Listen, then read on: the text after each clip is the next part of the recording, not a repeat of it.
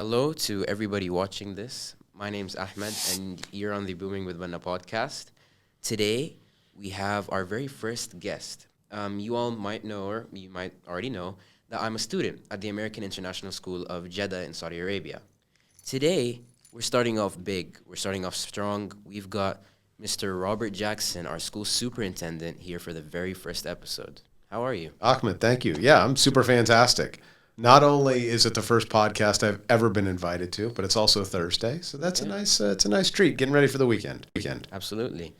So, Mr. Jackson, a lot of people know your name here, but they don't actually know who you are as a person deep down. So, what can you tell us about yourself? First of all, I like to foster that mystery. I like it when people don't know things. It adds an air of sophistication. But no, I'm Robert Jackson. I left the United States. So I graduated from college in 1993. A month later, I was on an airplane moving out of the United States, working internationally. So I've been living abroad, working in schools for a number of years, lived in a bunch of countries, and now I'm in my fourth year of living here in Saudi Arabia. So it's been very exciting. Was it a passion to travel outside international, to just leave the U.S. and see the rest of the world? Yeah, I think that was it. It wasn't as much like I needed to go and see everything. Although it's been great living internationally because what's on your bucket list? Great Wall of China, Eiffel Tower. Some of these great things that you've seen, Alula. And you get to see those things, which is great. But just experiencing other cultures has been fascinating. Absolutely, yeah. I mean, I run into people I went to high school with. They're still living in the same house they lived in when they were in high school. And they look at me like I'm crazy, and I look at them like they're crazy. Like, how can you just stay in one place? Yeah. There's so much out there. It's a sense of excitement, not a monotone. There's to what some people might think is a monotone life of just every day. Well, and to each their own. For me, I like to mix it up. You like that sense of adventure. It keeps your mind fresh. For sure. So, obviously, from people who've been here at AISJ over the past 10, 15 years, they weren't with you for the whole journey. So what can you tell us about your journey from zero to where you are now as the superintendent here? Here over the last 4 years or up until... However long you want. So, yeah, well, I came here. It's funny, I was hired by the Board of Trustees. It was February 2020. Now, you're already thinking, what else happened in February 2020? Wasn't it COVID? Yeah. Yeah, COVID. So I was hired, and like 2 weeks later, COVID hit the world. Everything shut down. So the question was, how do we get here? Because I had my wife was with me, Dr. Jackson, who's a counselor here at school. My son, JJ, was coming. And we had planned to move here in July. We couldn't even get visas for them. So there were no flights in and out. It was a real challenge getting here. Finally, I got here in September. They got in the last day of October 31st. My wife and son arrived. So it was a challenge getting here. And then that whole first year, you remember, we were online. So it was an interesting start to the year and a start to a career here. But we've built up since then. For sure. So, and a cool statistic is when we were at that point in COVID, we had 925 scholars here, right? All of AISJ? Preschool up to high school, 925. Today, we're at 1,385. Wow. Yeah, that's near, 30, 40%? Yeah, It's a 50% increase. Yeah, I mean, I think the school has so much to offer, and I think opening it up, finding opportunities, removing any barricades for people who wanted to join the school was really important for our mission, so that they could feel like, yes, this is a school for them. No problem. So, if we're talking about being an entrepreneur, there is a lot of entrepreneurship that goes into this role of superintendent because coming in, we had seen the school was decreasing in numbers for several years. And we put a plan in place. We did an analysis of the data, where we needed to grow. We needed to grow in the early years. So we started digital marketing. We really started blanketing ads on Google and making sure we had all the keywords down. And we started getting a lot of response for that. And we started that 3 years ago. Now every school in Jeddah is doing digital marketing. And honestly, I'm going to say it is interesting because I did have an internship here at the school with the marketing team. And it's interesting to see what goes behind people coming in. So, for example, one of the things we did is on Facebook, the Facebook advertising. It's like sort of it's tactical as well. You just see where most of the people around you live, where they are, where you want to. People in this area of Jeddah get that ad. People who are new have just made accounts in or logged in Jeddah get these ads. So it's an interesting. Honestly, marketing is a very interesting thing, and especially for schools because you're both looking to target teenagers and adults with kids. Yeah, and you can do it like you're saying, the geofencing, where we could say anyone who lives or visits this particular area, they get our ad. Anyone who's doing a keyword search on Facebook or even LinkedIn is something we're seeing a rise in, although it didn't used to be that popular, or on Instagram, as someone's looking for international school in Jeddah. You know, if they're outside of Saudi Arabia doing that search, you know, they're getting our ads. So with all this on how we've built so far from the past, from 900 students to now our 1,300, what do you see as a long-term goal and a future for AISJ? So, Ahmed, great question. You know, we moved into this building, right? And we're 5 years in this building. This building was originally built for 1,700. And so we worked with the Board of Trustees in figuring a roadmap, how to get there. Now, it was supposed to be a slower ramp up than it is, but we're hitting those targets, and we're looking at eventually within the next, by 2030, 1,700 in the building is the goal. I don't know where they're all going to fit necessarily, but we still have some empty rooms, and the ramp up is going very well. So as far as numbers, that's what I'm looking at. As far as academically, I mean, the sky's the limit. I think we have an exceptional staff here of educators that are working with every scholar to reach their full potential. We have a fantastic learning support program that works with neurodiverse students throughout the school. Hopefully next year we're going to have in place a fully functioning talented and gifted program for those scholars who need that extra boost, the extra attention. Oh, okay. So what difference is talented and gifted from the learning support program? So the learning support program really is aimed currently, I mean, that's a great question because learning support should go both ways, right? And meet all learning needs. But currently learning support is really focused on those that need extra help in a specific area. They have a specific challenge. Dyslexia, we have scholars with autism, and they need that extra help and that extra attention. And we're putting a lot of time and energy into that. We have an occupational therapy on staff now. We have 3 speech language pathologists. We have a team of people working with those scholars. And yet we're looking at those highly abled, the talented and gifted. We're doing some things. Once you get to high school, sky's the limit, right? You got your AP classes, you got IB, you got all kind of great things to do. Up until you get to high school, that's an area of growth for us. And seeing that talented and gifted program flourishing next year is going to be a priority. All right. So what are any exciting plans or initiatives for just AISJ? We haven't gotten to the new stuff yet, but just for AISJ, any exciting plans or initiatives that we can see, both families and students, for this year and the next? Sure. Great question. So this year we started this project in Neom. So, and I've had the chance to get up to Neom like 4 times. I bet that's on your list of questions. I'm jumping ahead. I jump ahead. We jump around. It's fine.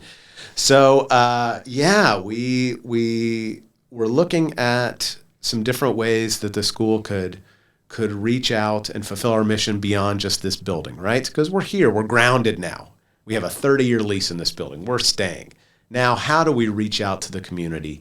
How do we, because, you know, one of the things is, especially American international schools, they tend to be an island of culture. Yeah. Like, we're just here, everything else is out there. So how do we reach out and get to be a part of the culture in general? And Neom is sort of the hotbed right now of where a lot of energy in the kingdom is going. So we picked up this application that said, would you like to manage a school in Neom? And so we filled it out just thinking, we'll see what happens. It's experience for us, right?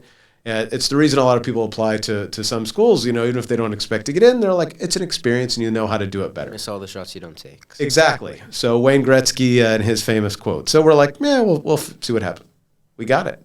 We're all of a sudden managing this school. So I got a call July 1st. Here I am. I think it's my 3rd day of summer break. I get a call July 1st saying, you got this contract.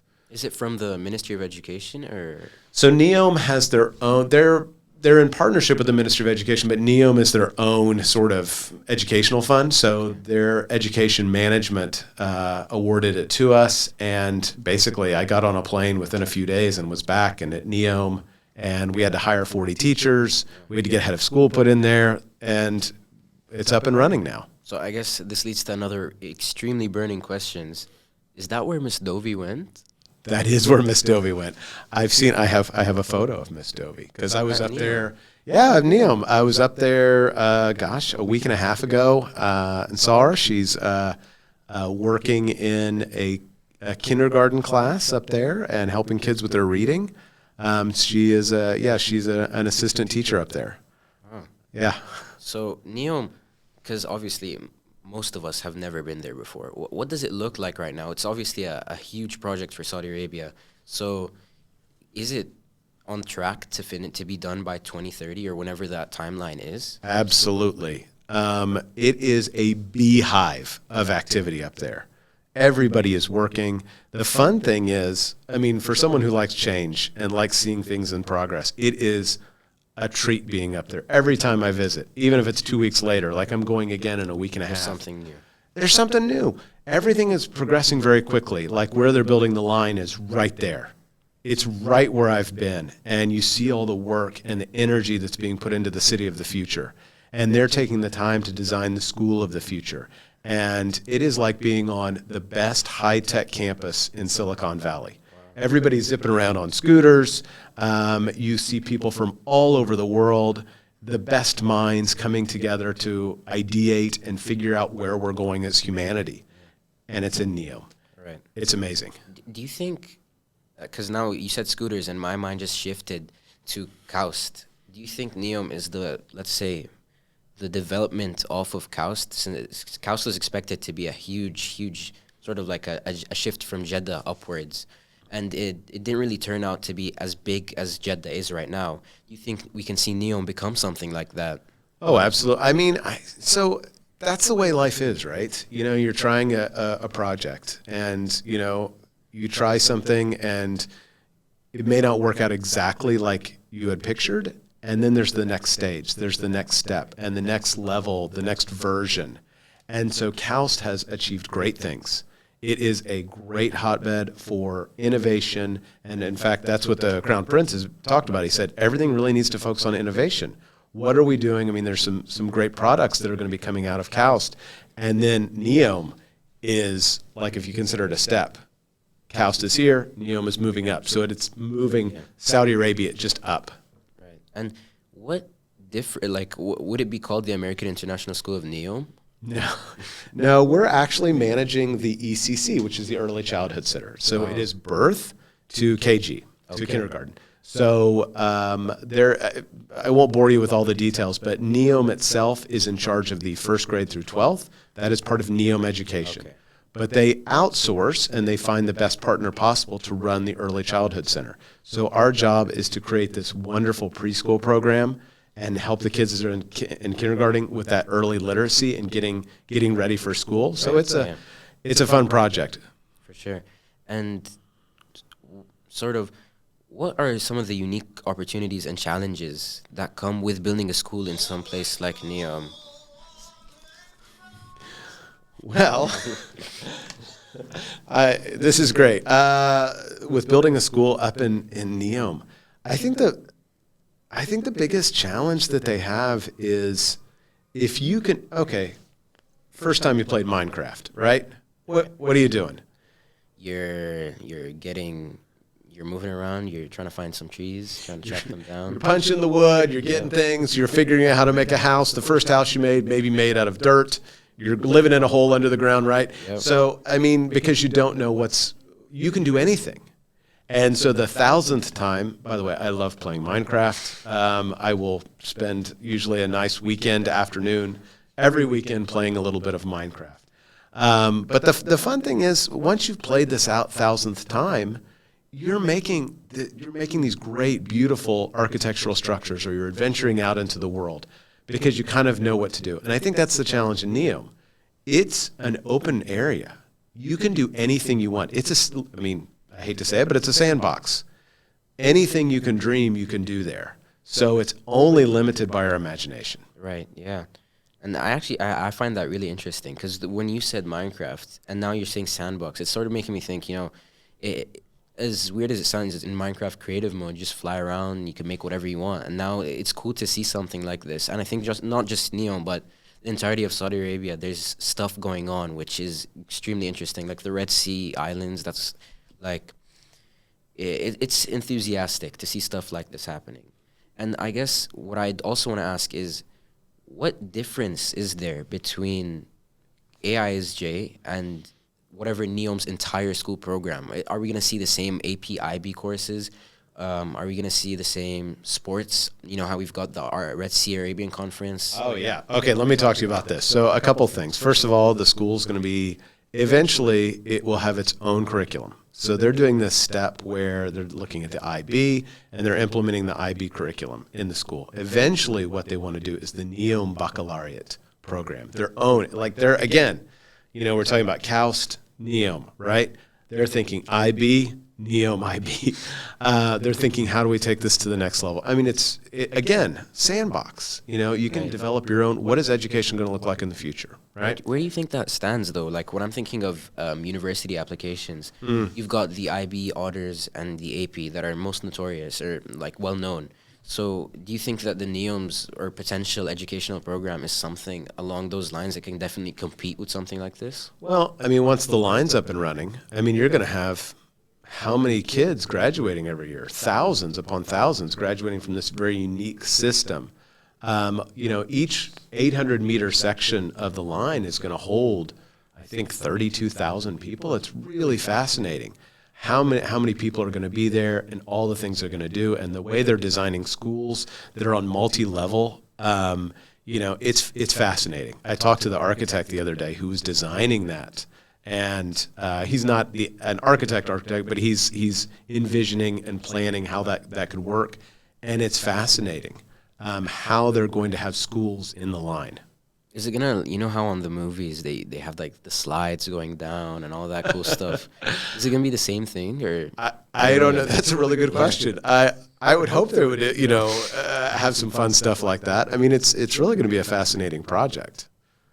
What about the, following up, athletics, right? Okay, yeah. I was going to talk to you about that. So we're up in Neom, and this is one of the cool things is because we have ground level access to everything there, right? So I'm talking to Chris Tompkins, who's the director of the whole education program there.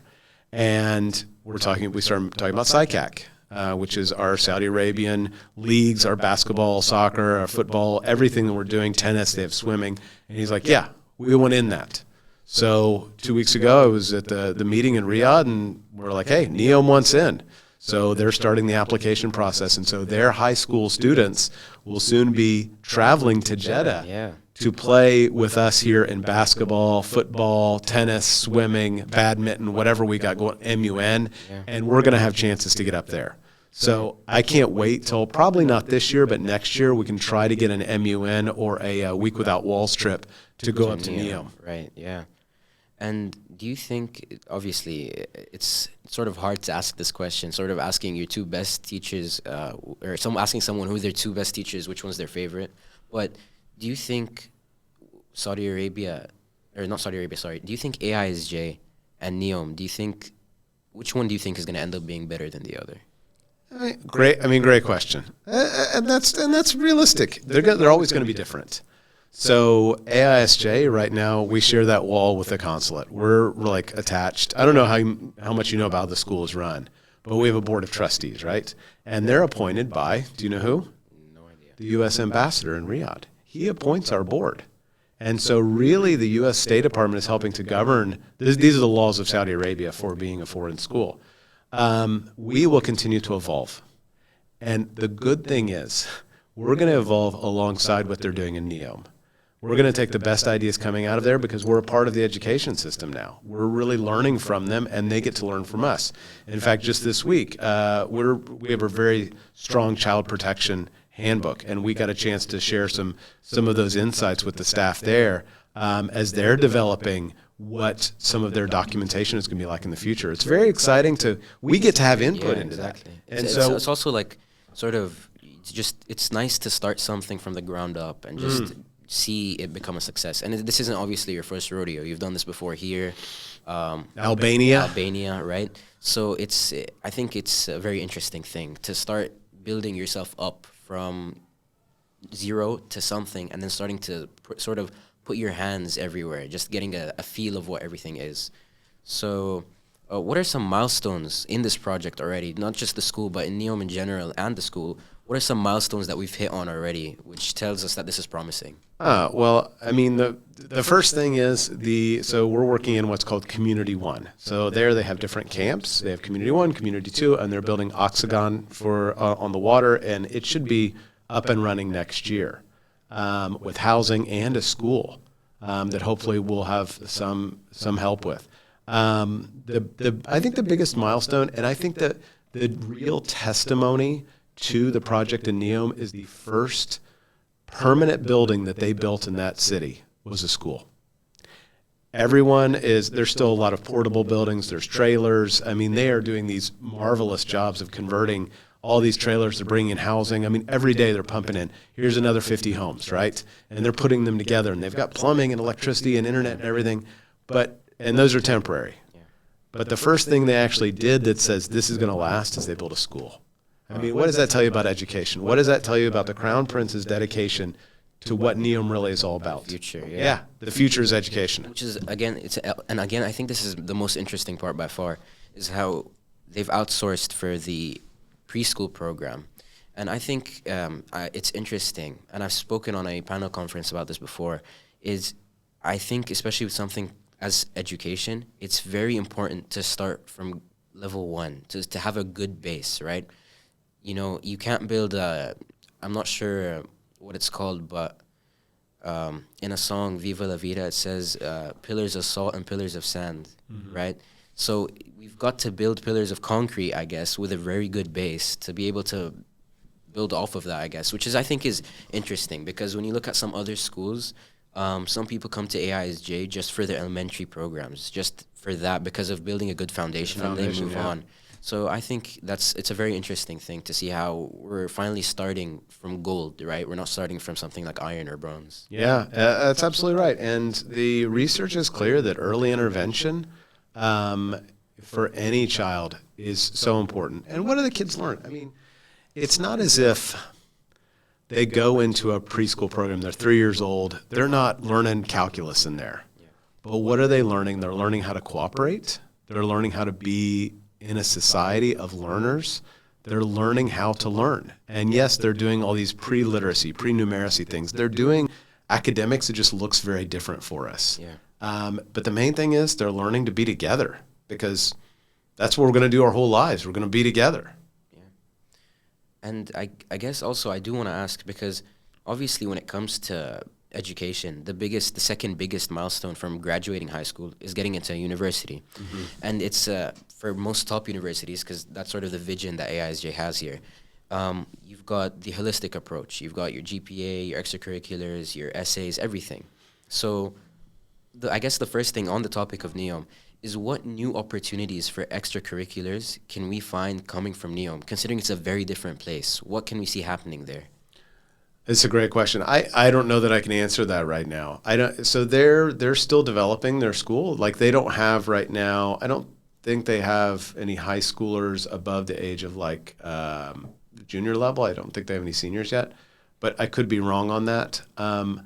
I think they're in that stage where they're, to use a baking analogy, it's still in the oven, right? They're still, all of the things that they have cooking are still starting to rise. Does that make sense? Yeah. And I think there's these fantastic ideas, but it's one thing to have an idea and put it on a piece of paper. It's another thing to live it. And living something takes a lot of time. And Neom is going to have some exceptional things come for high school scholars. Is there going to be a university in Neom? Yeah. From what I understand, yes. I don't know when it's supposed to start, but I understood that, yeah, there's going to be. I only say that because I know KAUST does a program for research over there for Saudi applicants. So I was thinking, like, if KAUST could do it, then I don't see why Neom as well, having a university, could do something like that. So, again, just wrapping it back to AISJ, what about extracurriculars in AISJ, right? So with many of our seniors probably watching this or even just starting to get on the Common App, right? Um, what are some things in the future that are starting to make us pop on the map, right? When you've got a school like, pretty sure it's called Thomas Jefferson's Institute of Technology Oh, yeah. in Virginia, ranked #1 high school in the United States, I believe. So what? That's Josty. They do a technology. They used to do a technology conference for teachers every year Oh, called Josty. Yeah. yeah. So what steps are we taking for AISJ to be a name like that, where even me in Saudi Arabia knows about a school over there? Yeah, I think, and this is what we started talking about even before we started recording. This place we're in right now is a testimony to sort of the direction we want to go. So let me tell you, I was born in 1970. Okay, long time ago. I'd go into a library. I remember the first time I was ever chastised or told not to do something by a teacher was I was walking too fast in the library. And they really wagged the finger at me and said, hey, you can't walk fast in the library. Library is all about being quiet, being still, picking up something, consuming a book.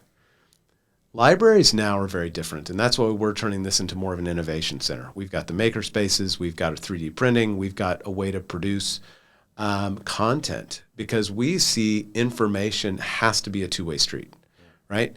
You're reading something in class, that's great. It goes in your mind. You're hearing about it, you're thinking about it, but what are you going to do? What's the content? How are you responding to that?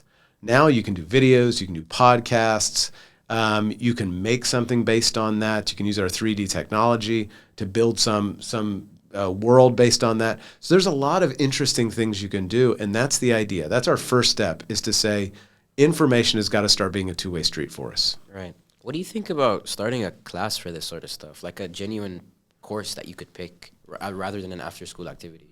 That'd be great. Yeah, Can we see if it works? I mean, we've got a STEAM class, and I think the idea is that they start using this more. I know that the big hook right now we had with our study hall being in here is that they can access this material. I mean, this is the best study hall in the world. Right. That you can actually participate and start using some of this technology. I mean, to be honest, as a teacher, I'd much rather watch a podcast than read another book report. Yeah, honestly. And when we're talking about Scholar, one of the big things is being original. Yeah. And this is being original. Getting ChatGPT to write something for you, not real original. But doing a podcast where you're interacting with someone and talking about things that matter, or talking about a book, just sitting down, two scholars talking about something they read, is so much more important than writing a book report. Yeah. But don't tell your English teachers I said that. I mean, yeah. I guess what I'm thinking of right now is I just got a flashback. Is back in middle school, there was a staff member here. His name was Mr. Mehdi. He used to teach photography for a very long time. He was our school photographer as well. And I was thinking, it would be nice to have so there's a Week Without Walls committee, there's a Scholar Handbook committee, there's a bunch of student committees. Yeah. It would be nice to have students have a hand in creating courses for the future. Not academic wise, but something like video production or photography. Again, bringing them back from their graves or from their ashes. I love it. I think that's a fantastic idea. The photography class, I think, really was an exceptional class we had in middle school here. I think talking about this idea of content creation, and our plans for this innovation center downstairs, for instance, we want to get an e-gaming area. I don't know if they talk to you about that. So we want to have our scholars build the computers, put them together, and we want to have an e-gaming station downstairs. We really want this to be a place where people are interacting, and it feels like, they can create here. Yeah, and I also do want to add, considering student council's vision, when me and Jana Nouri, the president, when I got elected as the VP and she's president, one of the biggest things that we had as a plan is school spirit, which I think, again, a lot of schools, especially the ones around Jeddah, it's a monotonous cycle. 8 a.m. school, leave, 3 p.m. test, your sort of clubs on the side. But the biggest thing was stuff like school spirit, right? For sure. Which I think is, honestly, if you start from there, start from making the person want to go to school, there's a quote from Steve Jobs. He says, if you love what you do, you'll never work a day in your life, which I think it's a phenomenal quote. I think it's something that every school should have in the back of their head.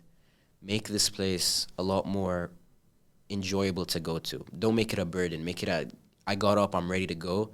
No, I got up, I'm ready to go, mom, right? You're just saying like that. Yeah. I totally believe what you're saying is absolutely true. And I think, how long have you been here? How many years? 6 years. 6 years. 6 years you've been here. Okay. So I think we're moving in that direction. I think the extended opportunities in the high school are really something. I think middle school is starting to pick up a lot of steam. They're looking at those extended opportunities so that there's a lot of choice now, right? You've got the AP, you've got IB, you've got other classes, you've got AutoCAD, which is an amazing class to take, robotics. Classes that people are excited about, not just looking at what our parents did before us, but looking at what the future could hold. And I think that's what you're talking about. Yeah. That's that level of excitement about being at school to learn something you want to learn. Yeah. And another thing I do, again, I was thinking of is I find one of the, I'm not sure exactly what it's called. I'm pretty sure it's called the Feynman technique. When you're trying to learn something, you teach it to somebody else.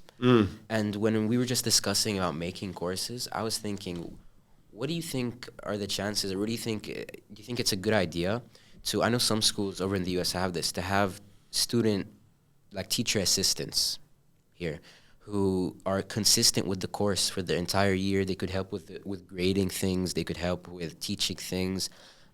Instead of study hall, right? Some students don't fully use study hall for its actual purpose. But instead of study hall... They enjoy being on their phones. Well, I mean, yeah, but in an innovation space, right. Yeah. But I think, what do you think is the success of something like a teaching assistant block, sort of a class? Absolutely. I was a teacher assistant in high school for history class. In high school? Yeah, in high school I was a teacher assistant. How'd that work? It was instead of a study hall. I basically helped a teacher out. There was some Monday. I never got to grade, and I think that is a boundary we would say, just for confidentiality. But there were opportunities I had to help kids that if they were sick or they were gone and they came in, this was before we had the internet, so you had to actually reteach them or show them the work and everything, making sure they had what they needed. But those opportunities still exist. And actually we have a program on the books about being a teacher assistant. You can actually get a credit for being a teacher assistant. You can talk to Mr. Boom about that. Mr. Boom, teacher, you can be a teacher assistant. And I especially think this is something we desperately need as we're trying to build up our math program more. We have some amazing mathematicians in our scholars that could give back and help in classes. Absolutely. Just to pull up those kids and help them as they're learning these skills. Yeah. And one of the other things that I was thinking of is let me get my mind on it. I forgot it. It's gone. It'll come back to me later. That's okay. What do you think? Man, I had this idea. It was in the back of my head, and it's gone now. What do you have questions for me, I guess, for students? So what's next year going to hold for you? For me? Yeah. So I'll speak, I think, first on the student body for the class of 2025. Yeah. Is honestly, I think you've got the best senior graduating class for the entirety of AISJ's history. It's a stellar group. Yeah, I think 2025 is one of the only high school grades I've ever seen. And not just because I'm part of them, but just saying, one of the only groups of people that I've ever seen who are charismatic, who are nice, genuine humans, and also academic. We've got goals. Some of us say we don't drop below an A-, that's my line. We don't drop below a B, that's my line. If somebody is failing, it's not normal. It's in fact, and I think this is another thing that is debated upon, is I think sometimes frowning upon and sort of giving social pressure or peer pressure to some things is okay, you know.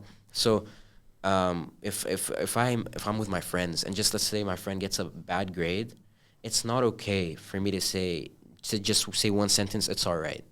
It's not okay, in my opinion at least, which I think 2025 does a good job of holding themselves accountable. Yeah, and each other accountable. Yeah, exactly. Okay, so then you've got a great group. fantastic, a lot of potential, ready for the next challenge. How can we as a school continue to keep you engaged and challenged?